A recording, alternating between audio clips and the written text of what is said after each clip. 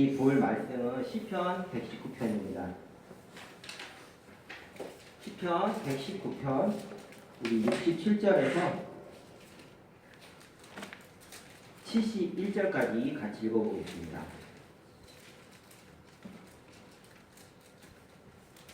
시편 119편 67절에서 71절입니다. 구약성경 893페이지입니다. 구약성경 893페이지 찾으셨으면 다 같이 한 목소리로 읽겠습니다. 시작. 고난 당하기 전에는 내가 그릇 행하였더니 이제는 주의 말씀을 지키니이다. 주는 선하사 선을 행하시오니 주의 율례들로 나를 가르치소서. 교만한 자들이 거짓을 지어 나를 치려 하였사오나 나는 전심으로 주의 법도들을 지키리이다. 그들의 마음은 펼쳐서 기름덩이 같으나 나는 주의 법을 즐거워하나이다. 고난당한 것이 내게 유익이라. 이로 말미암아 내가 주의 율례들을 배우게 되었나이다. 아멘.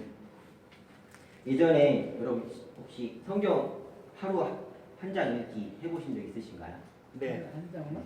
네. 예전에 제가 고등학교 때나 청년 시절에 중학교 때. 이렇게 하루에 한 장, 왜냐면 너무 읽기 싫은데 읽고 그래서 그렇게 결심을 하고 이제 잘 읽다가 여러분 알겠지만 오늘의 그 시편 119편을 만나면 사람이 좌절을 하게 됩니다. 기대했어요. 보시면 아시겠지만 117절까지 성경 말씀이 되어 있는데 이렇게 긴 이유가 다 있는 것 같습니다. 오늘 말씀을 묵상하다 보니까 그것을 더욱더 많이 느끼게 되는 것 같습니다.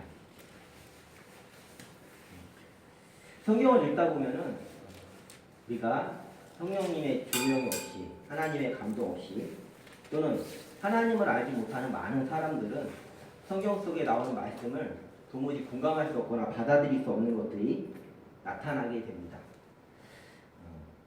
돈을 사랑하지 말라는 하나님의 말씀, 그리고 쾌락에 빠지지 말라는 그런 말씀들을 들을 때도 사람들 중에는 그 말씀을 도무지 공감하지 못하고 이해하는 사람들이 있습니다. 하지만 하나님을 알지 못하는 사람 중에도 돈을 사랑하지 말라는 것과 쾌락을 추구하지 말라는 말에 공감을 하는 사람들도 있기는 합니다. 왜냐하면 그것에 의한 병폐나 그것으로 인한 많은 어려움이나 사람의 그 비극을 알고 있는 사람들이 간혹 그것을 공감하기는 합니다.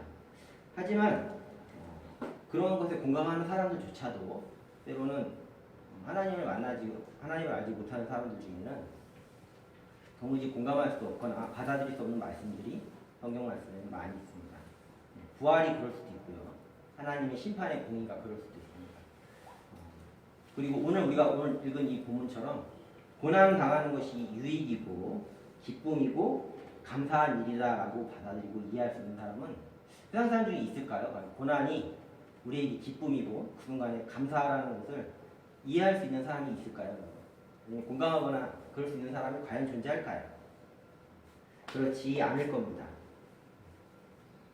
이 말씀은 도무지 세상 사람들은 이해할 수도 없고요. 받아들일 수도 없고 아무리 생각을 하고 마음을 추스려도 이 말씀을 이해하고 공감할 수 있는 사람은 없는 것이 확실합니다. 아니 그뿐만 아니라 하나님을 알고 그리스도인이라고 하는 많은 사람들 중에도 이 고난 당하는 것이 유익이며 하나님께서 주신 선물이라고 받아들이고 고백할 수 있는 사람이 사실 그렇게 많지 않은 것이 오늘날 우리가 살고 있는 현실입니다. 제가 예전에 알고 있었던 어떤 사람도요, 자기네 그 교인이 갑자기 큰 어려움을 겪게 된 거예요. 그런데 도무지 이해를 못하는 거예요. 너무나 진지하게 그분이 저보다 믿음이 더 뛰어나다고 항상 말하고 저를 가르치려고 들어온 사람이었는데 도무지 모르겠다는 거 생각을 안만 해도 저분이 하나님을 정말 신실하게 믿고 누구보다도 열심히 신앙생활을 하고 있고 교회에서도 본이 되는 분인데 무엇을 잘못했길래 이런 큰 어려움이 그분께 닥쳤는지 모르겠다고 자기는 아무리 생각해도 저분이 잘못하신 게 없는데 왜 저런 어려움을 당하셨는지 하나님께서 왜 저 사람을 외면했는지 모르겠다. 고난을 말 그대로 고난이 하나님께서 그 사람을 외면했기 때문에 온다라고 생각하는 사람들이 아직도 우리가 살고 있는 세상 속의 많은 그리스도인들이 그러한 생각을 갖고 있는 사람들이 굉장히 많이 있습니다. 여러분은 어떠십니까? 혹시 고난이 찾아오거나 어려움이 찾아올 때 혹시 본능적으로 마음속에서 그런 생각 해보신 적 없습니까? 하나님께서 지금 나를 외면하고 계시구나. 왜 나를 안 돌보시지? 왜 나를 지금 안 살피시지? 라고 생각해 보신 적 단 한 번도 없으신가요? 저는 예전에 그랬던 경험이 좀 있습니다. 너무나 힘들고 어려운 일을 당할 때 본능적으로 하는 게 아니라 그냥 제 마음속에 하나님 지금 이 순간 나를 왜 안 살피실까? 나를 왜 안 도와주실까? 왜 계속 여러 가지 어려움들을 나에게 주실까? 왜 안, 분명히 이런 것에서 나를 도우신다고 했던 분인데 왜 그럴까? 했던 경험들이 제 안에 예전에는 많이 있었던 경험을 보게 됩니다. 여러분은 어떠십니까? 고난이 오늘 성경 말씀에 보면 고난 받는 것이 내게 유익이라고 오늘 그 시편의 저자가 기록하고 하나님 앞에서 고백을 하고 있는데요. 이 말에 전적으로 공감하시고 이 말이 깊이 다가오시고 내 인생에서 이런 경험들이 있으십니까? 아니면 그냥 성경에 기록된 말씀이고 하나님께서 고난을 당할 때도 기뻐하고 감사하라고 했으니 그것이 마땅하다라고 하는 가운데 내 마음이 진심으로 우러나지 않는데 그렇게 생각하려고 노력하시는 유형이십니까? 아니면 전자처럼 아예 고난을 당할 때 하나님께서 왜 나를 외면하시지라는 마음으로 가지고 계신가요? 오늘 시편 119편은 그 말씀의 주제가 하나님의 말씀이 가장 큰 주제입니다. 오늘 저자는 그 하나님의 말씀에 대한 이 큰 찬양의 주제 속에서 고난을 언급하는 모습을 우리가 볼 수 있습니다. 오늘 본문을 보면 67절 우리가 한번 볼까요? 저자는 뭐라고 얘기합니까? 무엇을 통해서 자기가 그릇되게 행하였다라는 것을 깨닫게 되나요? 고난을 통해서 내가 그릇 행하였다는 것을 깨닫게 된다고 나와 있습니다. 여러분, 우리는 하나님의 성품을 닮아가고 싶고 하나님과 같이 되기를 많이 바라는 사람입니다. 하지만 우리 안에 여전히 뭐가 남아있죠? 우리 안에 여전히 죄의 습성들과 그런 고집들이 우리 안에 남아있는 것이 사실입니다. 그렇다면 우리가 하나님 앞에서 하나님과 가까워지고 주님과 교제하기 위해서는 이러한 것들이 어떻게 돼야 되죠? 깨어져야 되고 고쳐져야 됩니다. 오늘 저자는 고난을 통해서 자기가 하나님 앞에서 그릇된 인생과 잘못된 삶의 사고방식으로 살아왔다는 것을 고백하고 알게 되었다고 이야기하고 있습니다. 제가 예전에 얘기했던 것 같습니다. 제가 전에 말씀 나눌 때 했던 일인데 고난 중에 저 같은 경우는 제가 잘못행해서 내가 하나님 앞에서 바로 행하지 못해서 당하게 됐던 고난은 굉장히 많은데 하나님의 뜻대로 삶으로 세상에서 당연히 오게 되는 시련과 고난은 그렇게 많이 없다라고 말했던 기억이 납니다. 근데 한편으로는 이것 또한 제가 하나님 앞에서 얼마나 교만하고 내 자신을 얼마나 높이 평가하는 속에서 이런 마음이 생기는지를 오늘 말씀을 통해서 깨닫게 되는 것 같습니다.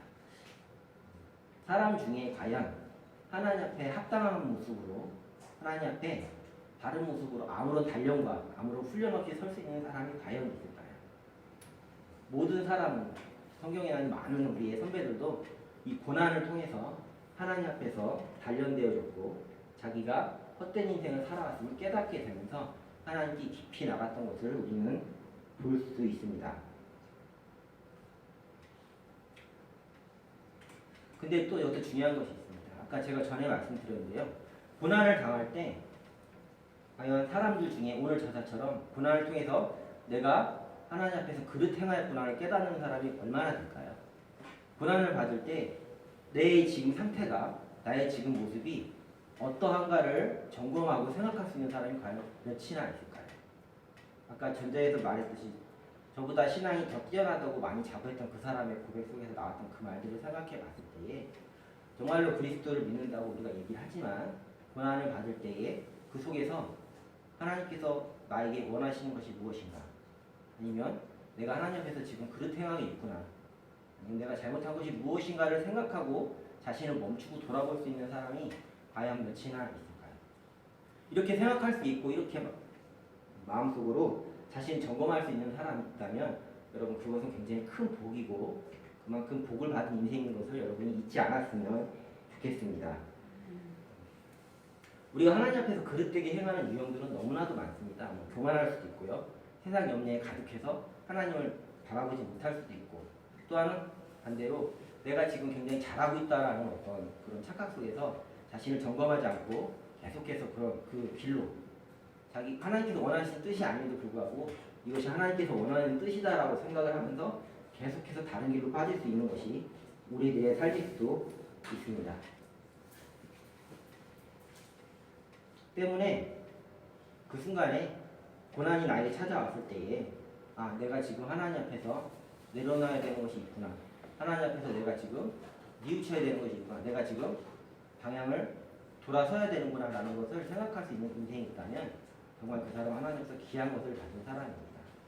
여러분은 지금 어떠한 자세로 혹시라도 이 중에서 지금 많은 고민과 고난 속에 있는 분이 있다면 혹시 이렇게 생각하시고 받아들일 수 있는 분이 계시면 하나님 앞에서 감사했으면 좋겠습니다. 여러분 근데 이 말은요 세상 사람들은 도무지 이해할 수 없는 말입니다. 고난받는 것이 내게 유익이라고 세상 사람 중에 말할 수 있는 사람이 있을까요, 여러분? 이렇게 얘기하면요 정신병자 취급받습니다. 사람 중에 고통받는 거, 고민에 빠지는 거, 아니면 굉장히 어려운 순간에 놓이게 되는 것을 좋아하는 사람은 아무도 없습니다. 그 순간이 빨리 지나가기를 또 바라고요. 계속해서 내가 추구하고 내가 편하고 생각했던 그런 행복이 나한테서 계속 유지되기만을 바라는 사람들은 많을 수 있으나 고난이 내게 유익이고 감사한 일이라고 말할 수 있는 사람은 세상에 있지 않습니다. 아니면 가끔 나타날 수도 있습니다. 이 고난을 통해서 내가 잘못된 인생을 살았구나라고 생각할 수 있는 사람이 나타날 수 있습니다. 하지만 거기서 그치는 경우가 굉장히 많습니다. 우리는 그 다음 단계로 나가는 존재들입니다. 여러분 아까 말했듯이 고난을 겪을 때에 성경에서 뭐라고 얘기하고 있죠? 우리가 많은 말씀을 통해서 봤지만 고난을 받을 때에 하나님 앞에서 기뻐하고 감사하라고 해요. 그래서 우리는 많은 말씀을 통해서 보아왔습니다. 이 말을 과연 사람들이 공감할 수 있을까요? 여러분? 하나님을 알지 못하는 많은 사람들이 이 말의 뜻이 무엇인지 고민해 보려고도 할까요? 과연? 아니면 저 사람들 지금 헛소리하고 있고 도무지 알아들을 수 없고 정말 이상한 집단이다라고 받아들일 수 있을 만한 말이 이 말씀일까요? 여러분 어떠신 것 같습니까? 우리는 왜 고난이 유익인지 이 시간 살펴봐야 할 것 같습니다. 71절에 보면 나오지만 고난을 받는 것이 왜 유익이라고 나와있죠? 같이 한번 71절 다시 읽어볼까요? 시작. 고난 당하는 것이 내게 유익이라 이로 말미암아 내가 주의 율례들을 배우게 되었나이다. 그래서 지금 뭐라고 얘기하고 있죠? 고난을 통해서 무엇을 배운다고 나왔죠? 자기가 잘못 살았고 자기가 그릇 행하던 것을 깨달았다고 했습니다. 고난이요. 그러면 그 다음에 행해야 될 것은 무엇이죠? 그것을 바로 잡기 위해서 무엇을 합니까? 오늘 말씀을 통해서 보면 하는 게 무엇이죠? 자기 수련입니까? 아니면 다른 산속으로 들어가는 건가요? 아니면 다른 선행을 행하는 건가요? 그래서 말씀에서 뭐라고 나있죠? 그릇 행한 것을 알았으면 하는 행위가 무엇이죠? 70절에 보면 주의 율례를 배운다라고 나와 있습니다. 무엇입니까? 우리로 따지면 주의 말씀에 더 깊이 들어간다는 말입니다. 하나님의 뜻을 생각해 본다는 말이고요. 내 눈을 하나님께로 돌린다는 말이 될 것입니다. 고난의 가장 큰 유익은 바로 이것에 있습니다. 자신이 잘못 살아온 것을 아는 것에 그치는 것이 아니라 고난은 우리를 하나님께로 인도하고 우리에게 하나님의 뜻이 무엇인지 깊이 생각하게 하고 그것을 넘어 하나님과 깊은 교제로 나아가게 하는 것이 고난이 우리에게 주는 유익임을 우리는 잊지 말아야 합니다.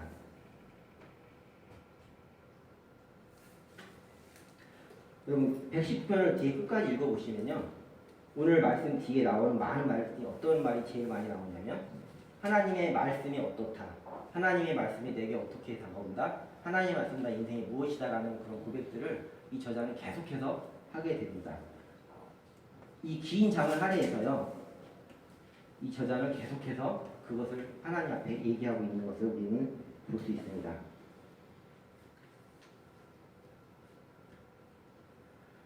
제가 이 말씀을 준비하면서 다른 설교나 그런 영상들도 많이 살펴봤는데요. 한 가지 저한테 개인적으로 제가 미처 생각하지 못했던 충격적인 부분이 있었어요. 제가 고난을 생각할 때 하나님 앞에서 이런 많은 것들을 준비했지만 어떤 목사님 그런 고백을 하더라고요. 하나님께서 고난을 주실 때 그 순간은 하나님께서 우리에게 그분의 간절한 사랑을 표현하는 순간이라고. 여러분 이 말이 공감이 되시나요? 무슨 말이냐면 목사님 그런 얘기를 하세요. 내 자녀가 지금 너무나 잘못된 일을 하고 있어요. 저렇게 가다가는 정말 비극으로 갈 수밖에 없고 정말 죽음에 이를 수 있는 그 길로 가고 있는 그 자녀를 볼 때 그 마음이 어떻겠는지 여러분 그 마음을 혹시 아시냐고. 저는 부모가 아니라서 그 마음 제가 잘 모르겠는데 하나님은 우리가 그릇 행하고 엉뚱한 길로 가고 우리의 욕심대로 행하실 때에 누구보다 가장 가슴 아파하고 가슴으로 애타게 우리의 이름을 부르시는 분이 바로 우리 하나님이다라고 말씀하시더라고요. 그러면서 그 고난을 허락하신 이유는 그가 하나님 곁을 떠나지 않고 다시 하나님 곁으로 돌아와 하나님과 깊은 교제를 갖기를 원하시기 때문에 그에게 고난을 주시는 거라고. 바로 그 순간이 하나님이 내가 너를 사랑하고 너를 정말 아낀다라고 말하는 순간임을 자신이 깨달았다고 그런 말을 하는 걸 들었습니다. 과연 저는 어땠을까요? 저는 그런 고난이 왔을 때에 과연 그 안에 하나님의 사랑의 음성을 들은 적이 있을까? 제 자신을 많이 생각해보고 돌아보게 되는 것 같습니다. 예전에 전사님이 제가 굉장히 많이 심적으로 눌려서 힘들어할 때 제 모습이 너무 힘들어 보였습니다. 같이 이제 만나서 이야기를 하던 중에 그 말을 했던 기억이 납니다. 하나님은 너한테 관심이 정말 많으시다. 그 하나님은 너한테 제일 좋은 것이 무엇인지 아시기 때문에 그 가장 좋은 것을 너한테 주시면서 그 가장 좋은 것을 주시는 그 하나님의 마음을 너가 알기를 원하신다 라고 했던 말이 기억나요. 근데 그 당시에 제가 그때 당시에 그 말을 들을 때는 그 말을 머리로는 이해했지만 마음으로 이해하기가 마음으로 공감하기가 너무 힘들었어요. 왜냐하면 저는 그 순간에 너무나 많은 제 욕심에 빠져 있었거든요. 근데 그 욕심이 하나도 채워지지 아니하고 그 반대의 많은 괴로운 일들이 벌어질 때에 그 마음을 생각하지 못했습니다. 만약 우리가요 그릇 행할 때에 하나님께서 고난을 주시지 않는다면 우리는 어떤 인생으로 가게 될까요? 하나님과 전혀 상관없고 그분 안에 거하는 삶이 아니라 그분 안에서 떠나는 삶을 살 수밖에 없는 것이 우리의 욕심대로 이끌리고 우리의 그릇된 마음으로 살아갈 때 우리에게 당하게 되는 일이 바로 그 이름을 우리는 잊지 말아야겠습니다. 하나님은 우리와 깊이 교제하기를 원하십니다. 또한 우리가 하나님 곁에 늘 머물기를 바라십니다. 우리가 그분을 떠나지 않기를 하나님께서는 우리보다 더 바라십니다. 고난은 바로 우리에게 이러한 것들을 갖게 해줍니다. 하나님의 뜻이 무엇인지를 깊이 묵상할 수 있는 길로 우리를 인도하고요. 오늘 본문에서도 나왔지만 주님의 말씀을 배우게 함을 통해서 우리가 더욱더 하나님과 친밀해지고 하나님과 더 깊은 교제로 나아가게 하는 역할을 하는 것이 바로 고난이 우리에게 주는 유익임을 우리는 잊지 말아야겠습니다. 그래서 이 순간에 하나님께 감사할 수 있고 기뻐할 수 있는 것이 우리의 성도들의 삶이고 특권임을 우리는 잊지 말아야 되겠습니다.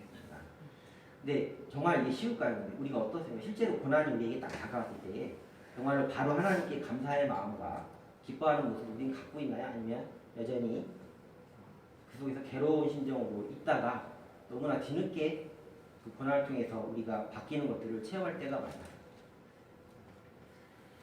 어떤 목사님이 고난을 당하는 그 순간에 하나님이 내 이름을 애타게 부르시고 나를 정말 간절히 사랑하는 그 마음이 느껴질 수 있는 단계까지 우리가 갈 수 있다면 얼마나 좋을까요? 저도 그러지 못할 때가 더 많은 것 같아요. 고난을 당하면 세상 사람들과 똑같이 염려하고 똑같이 좌절하고 똑같이 근심에 깊이 빠져 있다가 너무나 늦게 하나님의 뜻이 생각이 나고 그분의 말씀에 대해서 다시 내 삶을 돌이켜보고 다시 나아가는 일들을 하긴 하나 때로는 이것이 너무나 긴 시간을 걸릴 때가 있는 것 같습니다. 고난을 당하는 그 순간에 우리가 유익이고 하나님 감사합니다라고 얘기할 수 있고 내 잘못을 깨닫고 돌이킬 수 있다면 얼마나 그것은 기쁜 선물일까요? 우리 모두가 그렇게 될 수 있었으면 좋겠습니다. 우리가 고난 받을 때에 하나님이 우리를 간절하게 부르시고 우리를 바라보고 있는 그 시선을 우리가 놓치지 않는 사람이 됐으면 좋겠습니다.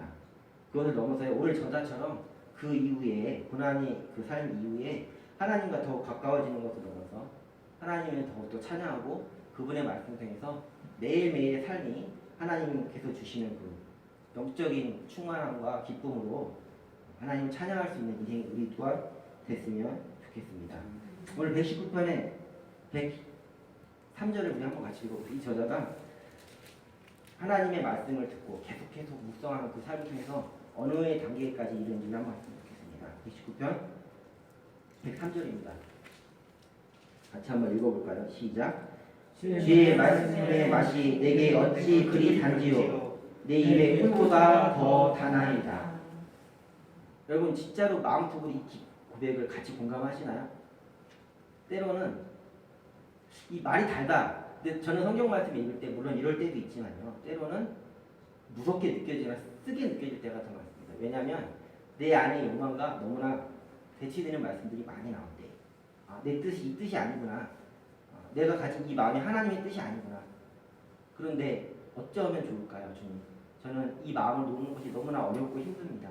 하나님의 말씀이 귀한 것은 알겠으나 내가 하나님 말씀대로 순종하는 것이 때로는 너무나 어렵습니다. 그러니 나를 도우셔서 이 쓴 말씀이 비록 이 말씀이 쓰지만 내가 주님의 말씀대로 순종할 수 있게 해주십시오. 기도하는 경우가 저는 더 많은 것 같습니다. 그럼 오늘 저자는 어떻게 얘기합니까? 주님의 말씀이 어찌 그리 단지요 내 입의 꿀보다 더 다나이다라고 말하고 있습니다. 주님의 뜻이 곧 누구의 뜻이 되는 겁니까? 이 사람은 내 뜻이 하나님의 뜻이고 하나님의 그 뜻이 자기의 마음과 같기 때문에 이런 고백을 할 수 있지 않을까 생각합니다. 우리도 여기까지 더 자라나갈 수 있는 우리 모두가 됐으면 좋겠습니다. 하나님의 그 뜻이 육적인 내 자신이 모으는 것이 아니라 우리도 계속해서 고난 속에서 단련되어져서 주님의 말씀을 들을 때 모든 순간에 그 말씀이 달게 느껴지고 그 말씀대로 사는 것이 기쁨이 될 수 있는 그것까지 우리 모두가 자라나갈 수 있는 사람들이 됐으면 좋겠습니다.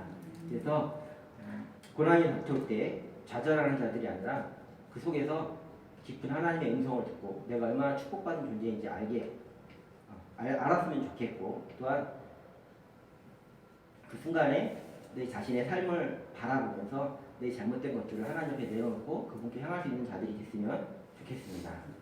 더 바라는 것은 우리가 그릇 행함으로 하나님께서 고난을 받는 자들이 아니라 그릇 행하지 아니하고 하나님 뜻과 합하는 삶을 살아서 더욱더 하나님의 일을 많이 할 수 있는 사람들이 됐으면 좋겠습니다.